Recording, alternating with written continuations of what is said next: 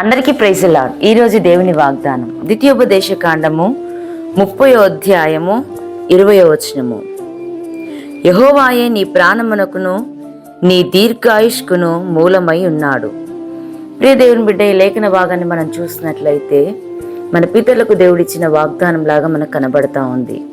యెహోవాయే మన ప్రాణమునకును మన దీర్ఘాయుష్కును మూలమై ఉన్నాడు. మన జీవితంలో మన దేవుని తోడు ఉన్నప్పుడు మన జీవితం సంతోషంగా ఉంటుంది. దేవుడు లేకుండా జీవితం ఉండవచ్చు, కానీ దానికి అర్థం ఉండదు.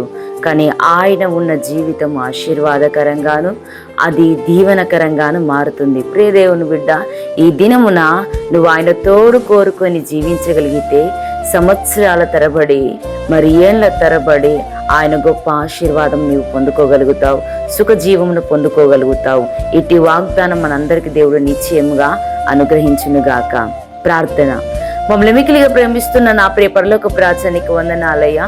తండ్రి, నీకే స్తోత్రం ప్రభా. నాయన, నీవే మాకు తండ్రేసయ్యా దీర్ఘాయువుగాను ప్రాణంగా ఉంటున్నానని వాగ్దానం చేసిన మీ వాగ్దాన వాక్కులకి వందనాలు.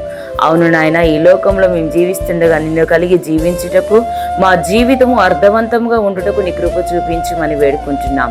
ఈ దినమున ఎంతమంది బిడ్డలైతే బర్త్డేలు, మ్యారేజ్ డేలు, మంచి కార్యములు, ప్రయాణములు పూనుకుంటున్నారు నాయన, వారందరికీ నీ సహాయమును సన్నిధి తోడుగుంచి నడిపించమని నజరేయుడైన యేసుక్రీస్తు నామములో వేడుకుంటున్నాం తండ్రి. ఆమేన్. Praise the lord.